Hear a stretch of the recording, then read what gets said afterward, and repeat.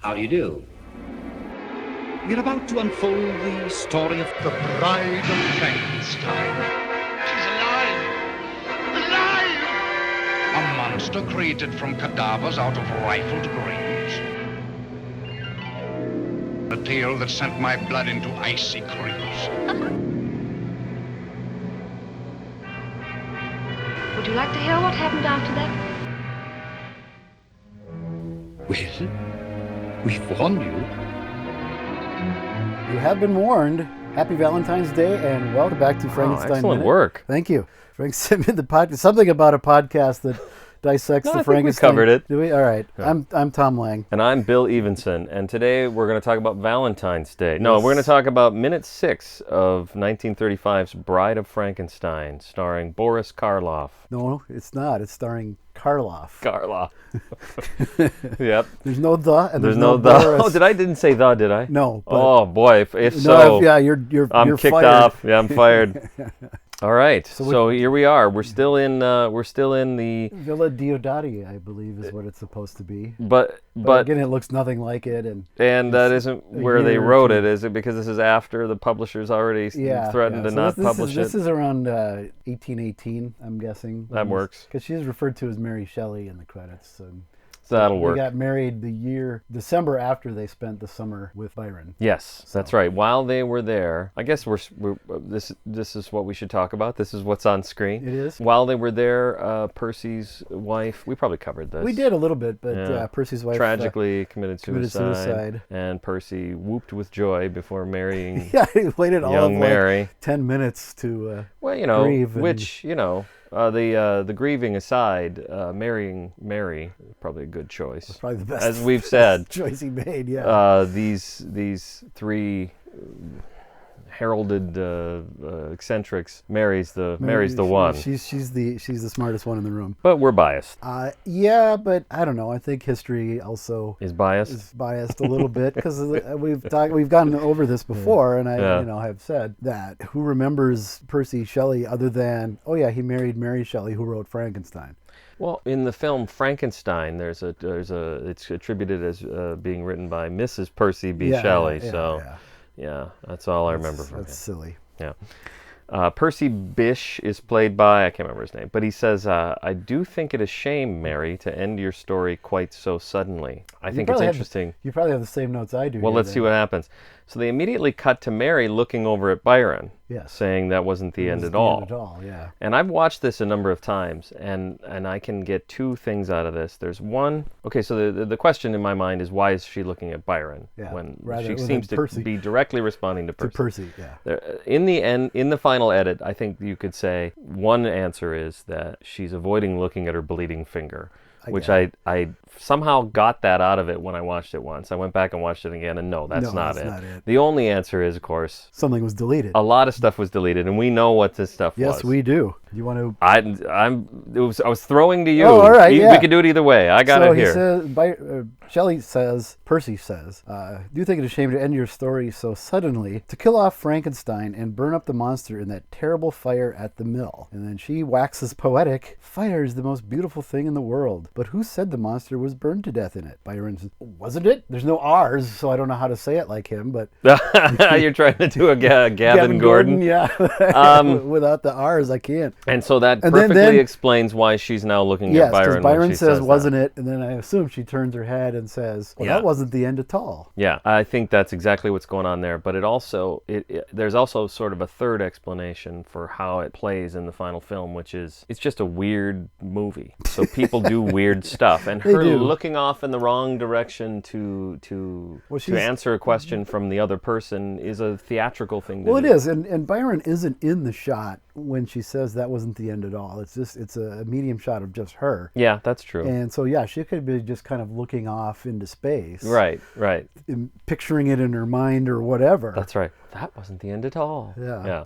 Or being a pixie. Being a pixie once again. Yeah. To kill off poor Frankenstein and burn up the monster in that terrible fire at the mill. Yeah. So, We've already hit that point where Frankenstein is dead. Well, and this is, I put it that... Of course, this is cut out, so I shouldn't say that. cut In the out, script. but it's cut out. But then when we were talking about the recap that Byron does, there was a whole thing about Frankenstein. Oh, that's right.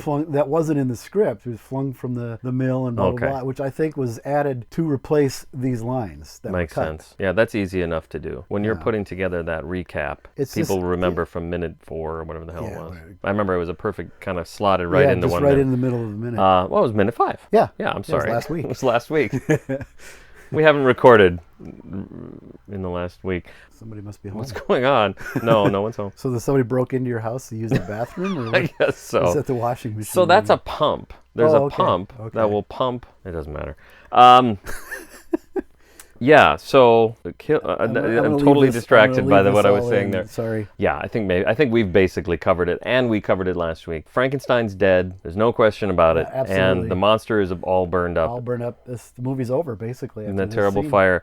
But yeah, she says fire is the most beautiful thing in the world. It's an odd Another line. odd thing to cut out of a Frankenstein movie, because as we all know, fire plays a key role in almost every. I was throwing it to you to just say fire bad. Oh, sorry.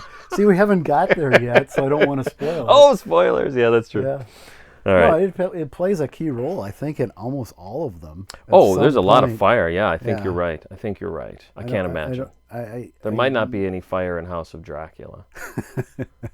You mean the one where they? No, there is at the end. The monster staggers around and they cut in shots of Lon Chaney stumbling around. Okay, from the yeah, end of that's Ghost in of that one. Frankenstein. All right, and I'm thinking of House of Frankenstein. He escapes the fire to die in the thing. Yeah. Frankenstein meets the Wolfman. There's fire where they they blow up the. Well, there's fire just to melt them. I guess. Right. Well, there's torches in all these. There's too. torches. Yeah, there's torches. Son of Frankenstein. There's not a huge conflagration, but there's torches all over the place.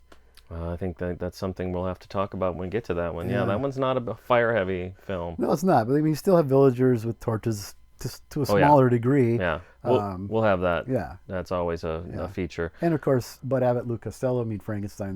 There's at the end. There's a really great. I don't know about great. There's a really really memorable finale for the monster. Visceral, in that film. Visceral. Yeah. I like that. Yeah. It's a little illogical, but we'll get there. Maybe these movies, visceral is such a good word. I wonder if that's the whole point after this film. Because this is the thing I was trying not to say to you this morning when we met up. Was I watched Bride of Frankenstein yesterday too, and I thought, is this it for this podcast? Because this film is so great and is so well suited to the minute by minute format that I almost think as soon as we're done with Bride, we should do Bride over again. Hey, we'd probably come up with all new things to say too. Yeah, I mean, there's never, to me, there's never too much to say about this movie. Well, you'll notice that so far we're 6 minutes in, and each episode has been at least a half an hour. Yeah, I know we're running out of space. Thanks to our Patreons, our new Patreons, for paying for our additional. Yeah, so we can blather on a little bit longer than usual. Yeah, so then the thing I was going to say about that is after this it becomes more visceral. Yeah, it's more, I don't want to say action oriented because there's really not a lot of action, but it's more. That's true too. It's more, it becomes more juvenile, more, visceral, I think is a good way to put it. It's not as, there's very few movies as sly and clever as this one. Right. In general, not just in the Universal horrors or this era. Yeah. There's few films that are as self-aware and run with it as this does. Yeah. Without being like a Marx Brothers or something like that. Mm-hmm. Yeah, and I think you could say that every week on this podcast. Yeah, because there's something that's the point of all of it. Oh yeah. I mean, James Whale himself said he did it because he wanted, it would be a hoot. Yeah. So that's exactly what it is. It's a hoot. It's a hoot. This movie is a fucking hoot. Well, what was it last year before when we saw this in the theater? Yeah. It was 2018, wasn't it? Yeah, good Lord. Yeah. It was a hoot. The audience laughed in all the right places. It was a lot true. of fun. The reaction to this one was appropriate. Although it was after this one that Steve said he thought somebody was pulling his leg. Our friend Steve, our mutual friend Steve, not a fan. Not a Frankenstein fan, but he listens to the podcast. So every time I give him a shout out, he's got to be thinking, why are you even calling me out? Because you're the only guy I know who doesn't like Frankenstein. Come on. Fuck you, Steve. Okay, so just what's funny is there's so many notes that the next line to me is interesting. Okay, she says, "Oh no, that wasn't the end at all," and then you assume this is in your notes as well. Yeah. So I'll take this one. You go for it. In the She in said the it in her script. bland manner, it says. Oh, does it say In that? the stage direction, she Oh, that's continues funny. in her bland manner. I have no idea what Interesting. that's supposed to mean. She's got a bland and lovely brow. I guess so. I don't think there's anything bland about her, but that's fine. Listen, if there's some definition of the word bland that we're not aware of, let us know. Yeah. Tweet us because that doesn't work None at of it- all. Yeah. And maybe it just means bland, and the person who wrote the script expected it to be done in a way completely differently than we ended up with. We ended up with, yeah. But she says in her bland manner. Garrett Ford apparently thought she was. Garrett Fort? No, wait, he wrote. No, he was John John Balderston. Balderston, but then William Hurlbut? that's Yeah. that's the guy. And this is the thing we're going to talk about, and I guess we'll end up we're talking about it now, and we will talk about it probably through this whole film. If you haven't read the script, well, good, because we're going to talk about it. Yeah, we're gonna- And it's just so a lot of even just the directions are a lot of fun to read. It's really, Yeah, really it's well really written. great. For a mid-30s script. It's really a good read. And in fact, so I'm never this podcast is going to last for 6 hours. Yeah, so. But we talked about it recently about the fact that I picked up the novelization. Yeah. And haven't read it yet. Well, I tried to read it, and I can't because one of the faults I find in it is that he tries to stick to the script so much that I find it distracting. Like, he's got all these lines in it, Well, which yeah, is yeah, great. yeah, It's which a is great fine. idea. He should. Yeah, it was a great idea, but I don't need to. I don't know. I like the script, and I don't need to read him do it. You know what I mean? So maybe I Right. just Well, need that's to give where I it. think the one from '77. You're talking about the 36. I'm not. I didn't know that. I've never seen the 36 one. I'm talking in '77. He's got lines that are directly out of the script. You have the one from Bear Manor that was just recently republished, right? I'm talking about one that's a paperback size, about this big. I can't it has believe a picture it's not of sitting right here. It has a I picture cleaned of, up in here, and now I don't have it. It has a picture of Colin Clive and that famous picture of Colin Clive and Elsa Lanchester, where they're kind of both leaning forward. He's kind of got his arms. It's the one. It's '77. It's the one they put out like 5 of them. And, There's 6 of them, yeah. And It's Carl Dreadstone. Is that? that's the author? one. Really? Where did you get a hold of that? Well, I found it on. You don't have it, or what? I've got it. Yeah. Oh, okay. We've already discussed this. No, I got it on wherever you get used books, like I eBay can't think or of the name of it. Amazon. Abe Books or something yeah, like that. okay, Yeah.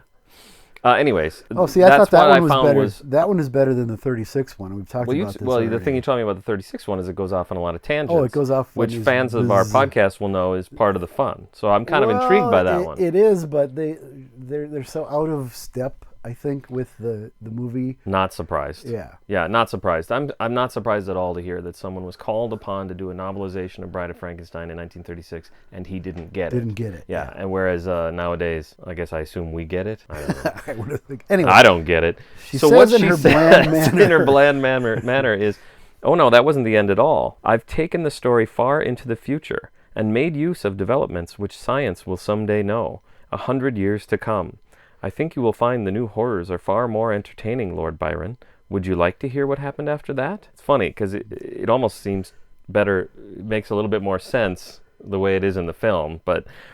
Well, I think it addresses some of the odd when and where is this taking place. Yep, the phone makes more sense. Yeah, things like that, where it's clearly, it looks like the late 1800s, early 1900s. To some people, look like it's 1935. Yep. So I think that kind of explains sort of this leap into the future that once it dissolves to the film proper, it makes a little bit more sense if she says that. Yeah. It's never bothered me that line isn't there, and it's a story that she's telling. It doesn't bother me at all. Well, there's nothing bothers me about Bride of Frankenstein, including in a few weeks something It's a that moment that bothers a lot of people. Bothers a lot of people. So what I think I'd like it in the movie. That would be great too. It doesn't matter. I'd like all of this material that was cut in the well, movie because it would just be more of Bride of Frankenstein. No, that's true. Well, and presumably they shot it, as we've talked about. Yeah, It looks like they shot it. But when she says, "I've taken the story 100 years or more into the future," now that setting becomes a fantasy setting. That's Now exactly. it's like Metropolis. It's not Metropolis. Presumably takes place now. When does it take place? Or let's go Blade Runner. That one's easier. Blade Runner literally takes place last year. Last year in November. Last November, yeah. So that works to me. Yeah.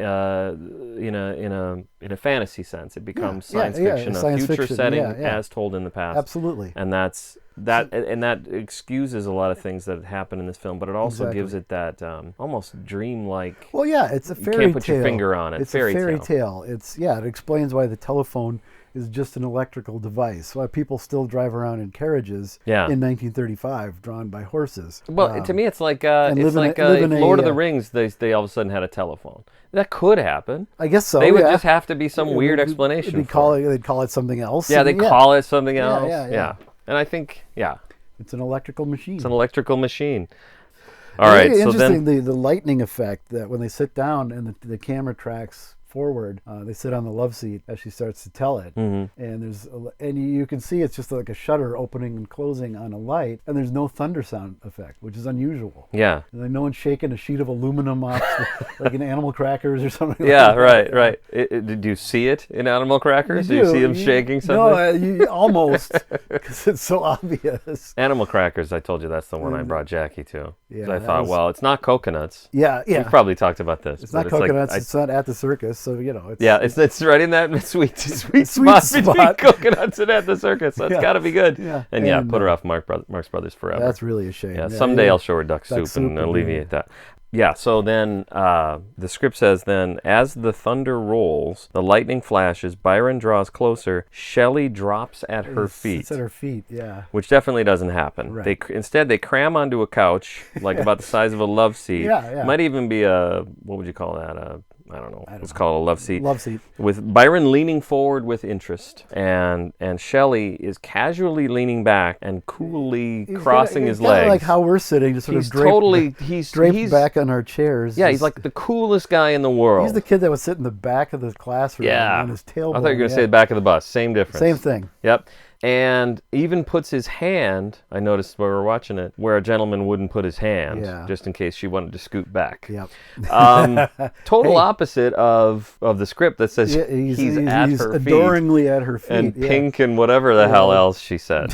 So I think it's a difference to me. It is. The way Shelley's portrayed in the script and the way. I think it's less florid and romantic, or however you want to describe it, the way he sits in the film versus sitting like in a Renaissance painting at her feet. Yeah, right. It would look silly. Yeah, that's a good point. And I think probably Whale would have realized that. Like, no, just sit next to her. Yeah. It also frames the shot a lot better. Yeah. When the camera tracks up to, like, there's a 3-shot of them as they sit down, and it tracks into them. And it would be a different framing if he sat at her feet. I mean, it would still work, but I think this is a little easier. We want to get into the story. And I think that's why a lot of this material was cut. Some of it was cut because of the Hayes office. Yep, we talked about that. But some of it was just, we want to, get into, we're already at minute 6, and we haven't even started the actual story yet. Yep, so that's very true. A lot of it was just to expedite, let's get into it. That's why nobody's listening to this podcast yet. Everybody's waiting for this minute, actually. But we're not there yet. Yeah. We still got more to say. Yeah.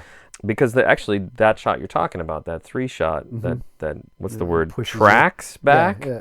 Well, it tracks forward into them. And then it says in the script, she launches into her recital without that offensively smug satisfaction of the born storyteller who has a writing audience. I was going to write that, but that's kind of funny. The writer is just talking at this point. It's just Hurlbut just talking. Just fuck these people who aren't in this movie.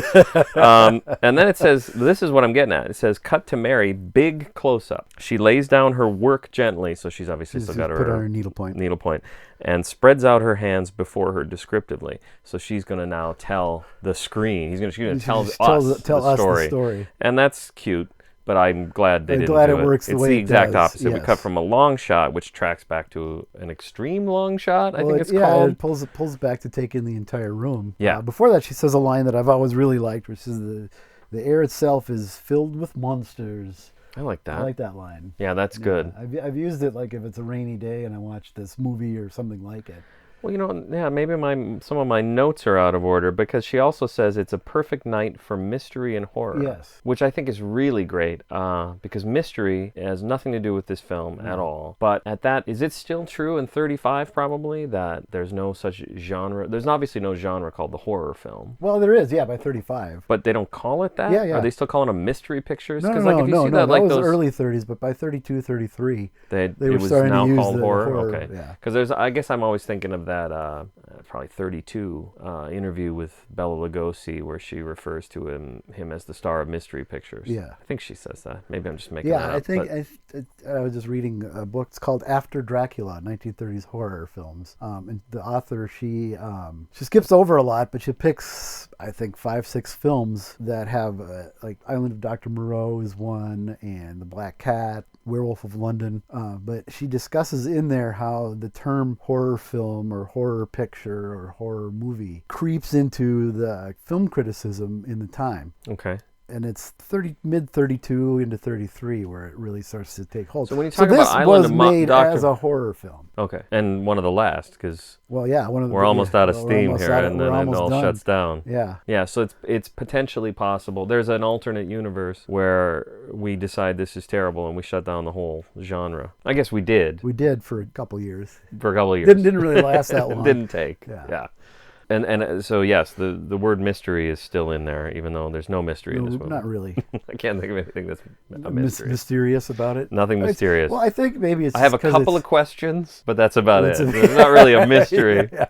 Well, I think it's more meant not like who done it or right. It's more just it's mysterious. It's weird. It's unusual. You can fucking say that again. Yeah. So I think maybe now that's. I'm throwing out the F words this time. Are you making a conscious effort? Yeah.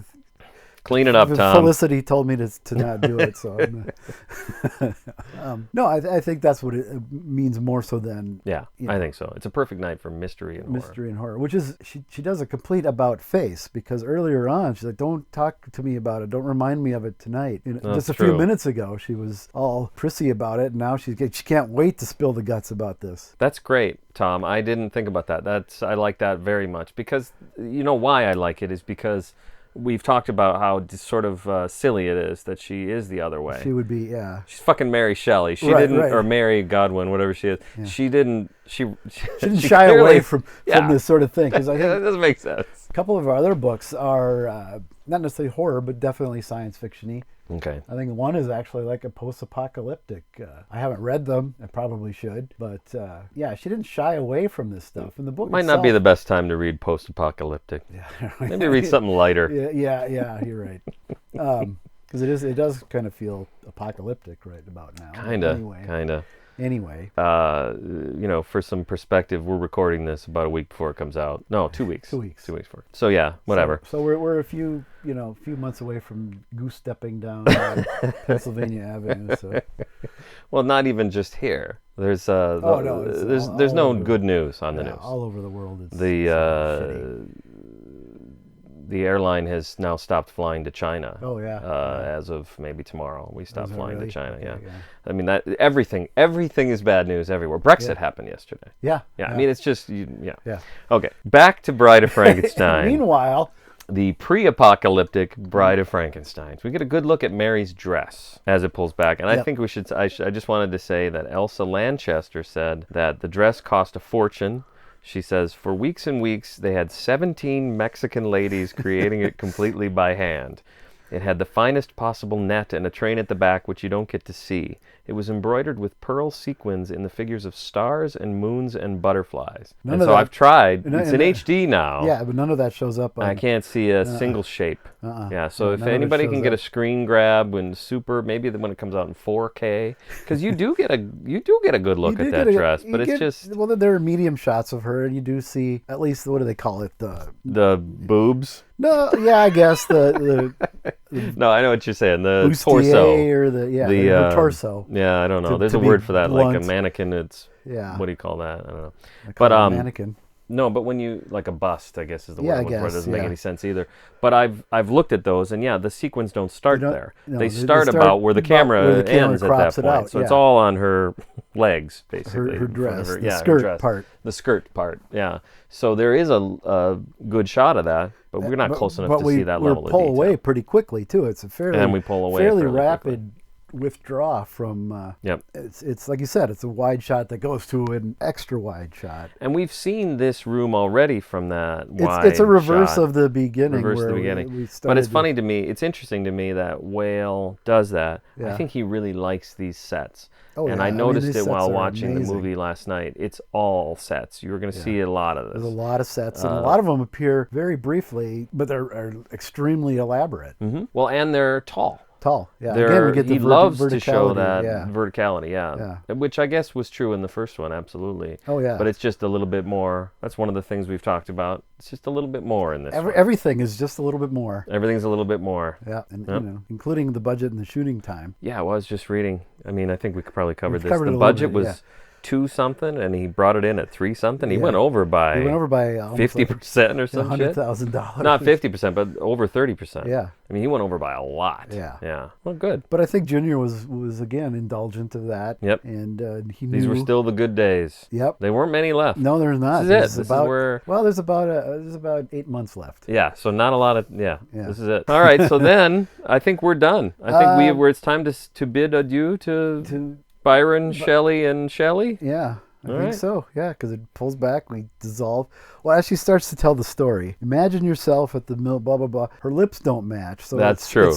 It's either been post-dubbed or it was taken from a different shot and just placed over that.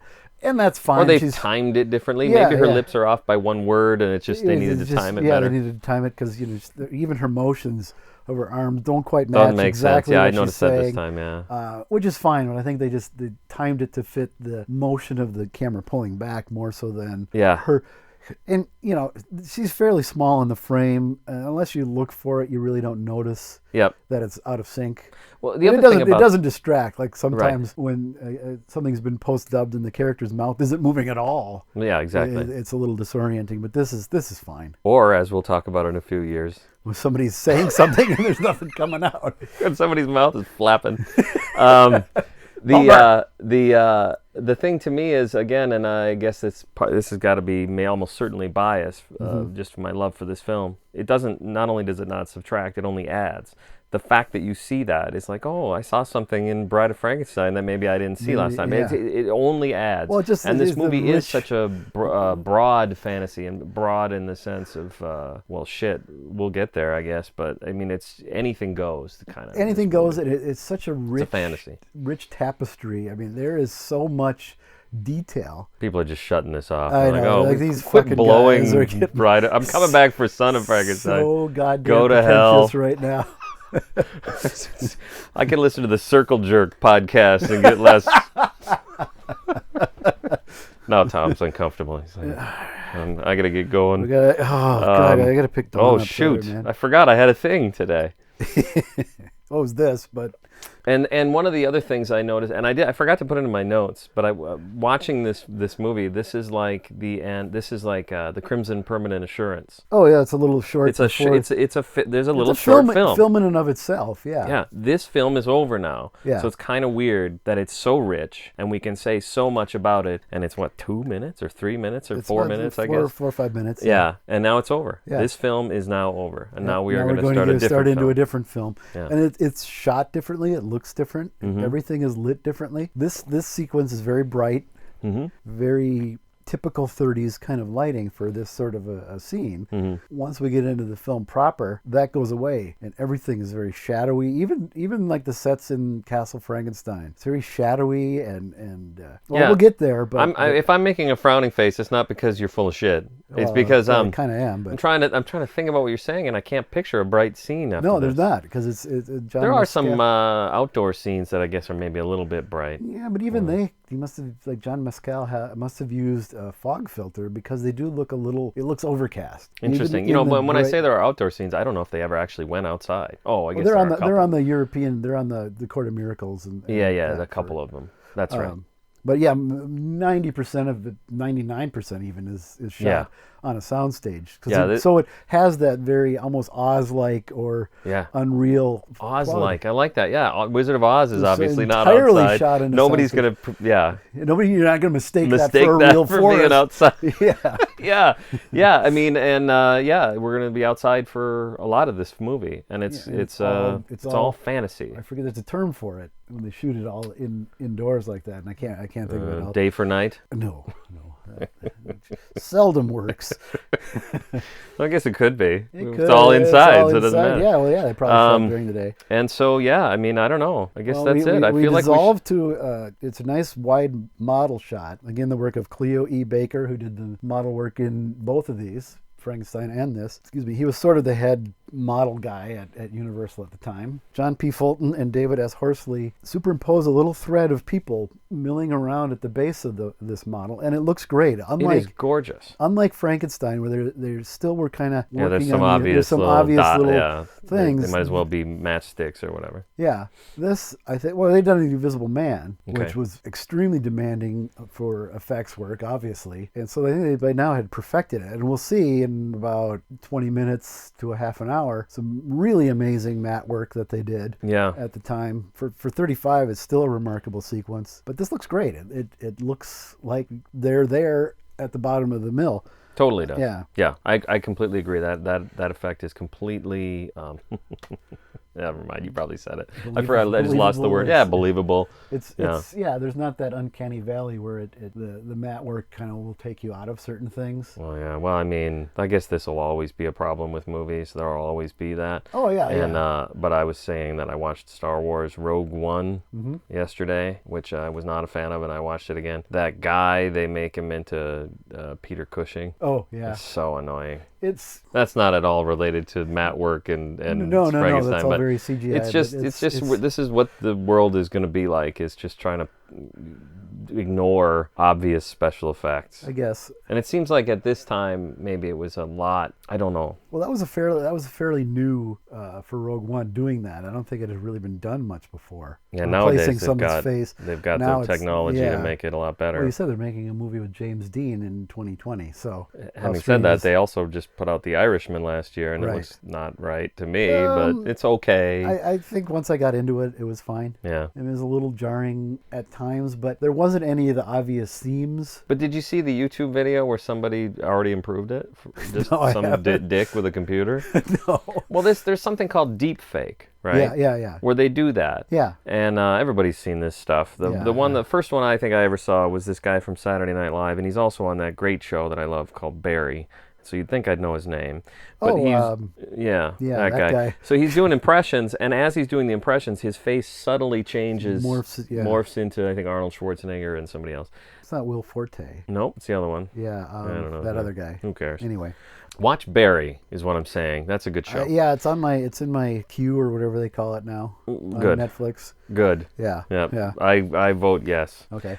Okay, so now completely, totally off topic, but special effects, I guess we'll get to the point where, and actually, to be honest, Hillary Clinton mentioned this the other day. Yeah. That this is a thing that politicians now have to worry about. Oh, sure. Is if you can do a decent impression of somebody and make yourself look exactly like them. Yeah. Where do we get to? Yeah, At what point does it be? Exactly. Who knows? Well, and saying that, I think a lot of the CGI stuff, I always say it takes the special out of the special effects. They're now just effects. Yeah. They're so commonplace. Every single movie is doing something to tweak it digitally. It's not an effect, or it's not a special effect anymore. Special effects, I look back at Batman from 1989. It was a glorious pre-digital days where everything was done either with a model or whatever. It was all physical. Yeah, I love stuff. that you go back to that one, because the one that I think of is another Batman movie from much later, The Dark Knight. Yeah, but It's full of great practical effects. It is, but I think that tries to create a, quote, realistic world, whereas Batman, it creates its own universe, and I love that. I love that's why... That is a very, very stark distinction between those two films. Right, absolutely. Right. And I'm going to respond much more to Burton's than Nolan's. I don't care for Christopher Nolan's Batman movies at all. Yep. And I don't care for Christian Bale he's okay as Batman, except for that stupid fucking robot voice. Yeah, so terrible. It's terrible. But his Bruce Wayne is even worse. So I'm not a fan. fanboys can start sending me death threats and hate mail. That's fine. Well, I know at least one of our listeners that completely agrees with you. Okay. Robert doesn't like the I don't Nolan like them at Batmans all. either. But he might, for all I know, he hates the Tim Burton's Tim Burton too, one yeah. too. I mean, there's an argument to be made. It's funny because when you look at and I'm pointing towards the box set, it's behind the Monty Python box set over there. Right. The 1966 Batman actually did, and I've seen an article about this, so maybe it's bullshit, but it did sort of capture the 60s Batman from the comics. Oh, absolutely. The It looks comic book at that exactly- time was like that. That show looks exactly. It's the closest approximation of a comic book from its era that there ever has been. Yep. And Like so it or not, it is exactly what Batman was at the time. Yeah. And it also saved Batman, and they were going to cancel the comic book because nobody was fucking buying it. And didn't the know show propelled him to the front lines again. Yeah. Did Adam West say that? Sounds like the kind of thing he'd say. No, other like Bill Finger say that? yeah, no, Bill. That asshole. Well, if Bill Finger said it, Bob Kane repeated it and took credit for it. Hey. All right. Yeah, so I found Bob Kane's gravesite out in I think it was Hollywood Forever or Forest Lawn. okay. And I said, yeah, the ironic thing is that Bill Finger is actually buried in there. Oh, I started to step on it. Sorry. Yeah, that's all right. So here's a thing that happens in the next, right as the moment of back to Bride of Frankenstein. Was that what we're talking about? Villagers with torches. Yep. We get this out of the way early. Here we are in minute 6. Yep. And it's the villagers with Torches. torches that is going to be. We've seen it before, We'll see it and we're again. gonna and We'll see it again in this film, actually. Yep, but we're going to see it repeated throughout every film. I think we said there's one that doesn't have it. one that I don't remember which one it is. Well, but Abbott? Lou Costello Abbott doesn't and Costello have doesn't have any villagers with torches. Yeah, it. Yeah, I think That's that too bad. might be it. that's the failure of that film. Yeah, that's why it's no good. Right. That's why it's held in such low regard. Well, she has an interesting line in the voiceover that was cut out. We're still talking about Mary Talking Shelley. about Good. Mary Shelley, because Good. her voiceover was supposed to continue over the shot at the beginning. Oh, After yes, she yes. says, imagine yourself at the foot of the mill, blah, blah, blah. Yep. Only a little smoke is rising now from the raging furnace of a few hours before. A few hours. Okay. And we don't see that at all because it is fucking on fire. Yeah. It's totally. burning pretty hard. That is an interesting point because, as we'll see and talk about over the next couple of minutes, there are some things that are very specifically spelled out in the script as to timing of the events that are to take place over the next couple of minutes that are not spelled out specifically in the film. And I think if you care about this kind of shit, the script does give you that level of detail. And I'll point out a couple over the coming Yeah, I've weeks. got a few too. But they don't matter. Again, No, it doesn't take away from the it enjoyment doesn't take of away it. from Yeah, it at all. And in no. fact, again, in my opinion, adds to it because if you don't quite have your footing in this film, if you're not 100% sure what time period you're in or precisely why a character would be in the place they are, fuck you. It's Bride of Frankenstein. Where it falls in conjunction with the last film. Yeah. The fact that some characters are different, Yep. I don't think it really matters because I think it like I Well, said, I'd say it's it Bride adds of to it. Frankenstein. Well, I'd yeah, say it does. adds to it, does, because why should you be comfortable? Yeah. Like, why should you, and you're going to be comfortable, and you're going to know exactly what's going on, and there's going to be plenty of exposition to explain everything that happens in just Ghost enough. of Frankenstein. Oh, yeah. So if you need if that, that's what you need, go watch that. yeah, because basically it's like 65 minutes of just exposition. Probably, yeah. You cut yourself back to, yeah. So anyways, so that is going to be key to some of the things that the script mentions later. They go into details that don't really even make sense in a script. It sort of gives you that. I think Whale just felt it wasn't necessary. The people were smart enough to lines of dialogue give enough exposition that we don't need to see all this stuff. And I think it doesn't matter at all whether or not it's even true. If this film is, or if this is a raging fire, and then in a minute it's smoldering, dead, smoldering, I don't give a shit at all. No, it's never. It's almost like giving your audience the respect they deserve to be able to accept it. And there you hit something very key in saying that. That was I know. Thank you. Very pithy because by the time we get to the 40s, that respect is gone completely. Yeah, that's right. Even by Son of Frankenstein, some of that respect is already gone. Yeah. Whale had the respect to think that the audiences were smart enough to go along with this, as did Junior and the whole Lemley era. And that's what these cut sections from the script will show. Some of that. Yeah. Yeah. That we don't need it. We don't the need audience it. either will get it or they won't. Yeah. And it's a hoot. Fuck off. It's a hoot. Great. Exactly. So with that, Fuck off. So now that's it. Fuck off, Elsa Lanchester. You're done. You're done. It was good. Thank you for being in Bride of Frankenstein, but your role is now over. You're done. The villagers with torches, they're not carrying just torches, but a lot of they look like scythes. Yeah. A lot of scythes. Yeah. So rakes. they are. There's a couple rakes. There's some rakes and there's some pitchforks. There's even, I swear to God, there's a guy with a pitchfork with a hat on it. He's holding a pitch. There's like a hat. There's like you know what it is? It's that mysterious hat from the beginning of Frankenstein that's on the shovel. There you go. And then it's in the laboratory. It's the hat. We're going to be able to draw a through line through all these films. Stay tuned. That hat keeps popping up. Okay. Oh man, it's Return of the Hat. There's the name of this episode. And really, there's not a lot of that. You mentioned the effect, and then it ends. The minute ends. Yeah, the mill sort of collapses really well. I mean, it looks great. It's a good model effect. It collapses, then it cuts or dissolves. I don't remember, into the live set. Right. And by that point, the structure is collapsed. There's like one big sort of cross-shaped beam falls over. Yeah, and that's kind of it. And then that's very effective. Yeah. And you hear a villager howling with delight. Oh, yeah. And I wonder who that could be. Come back next week. Same Una time, same Una. Did I tell you we're not doing the Patreon anymore? Oh, do we stop that? No, I'm just kidding. We're still doing the Patreon. Still doing that. Yeah, I don't know. Do we want to do this? Yeah, we've come this far. Go ahead. We just got a new one this morning, right? That's right. Welcome. I don't know, or something like that. Gosh, don't cut this out. I don't know his name. All right. Here's the thing that maybe people don't know. You can just subscribe to us on Patreon. You don't have to pay anything, and then you get every episode on Friday like everybody else. Like everybody else. And then you're poised for that moment that you decide that you do want to pay. Whatever it is, it's like nothing. It's like $2 a month. Oh, it's not like $50 or something. Oh well, you'd think for the kind of content that you're paying. Like this. Like this. This is only for Patreons, this part? Yeah, just this. The part where we sell our Patreon is only for Patreons? Yeah, if you've made it 45 minutes into this. Is this really? Oh, my God. I guess you're... all right, well, that's it for the day. Yeah, there goes... That's true. We have to upgrade. All right. And where do you find that? I think it's at patreon.com/Frankenstein Minute. I believe you're right. All one word. All one word. / All right. Do that. See you next week. You'll be glad. Bye. Bye now. Fuck off.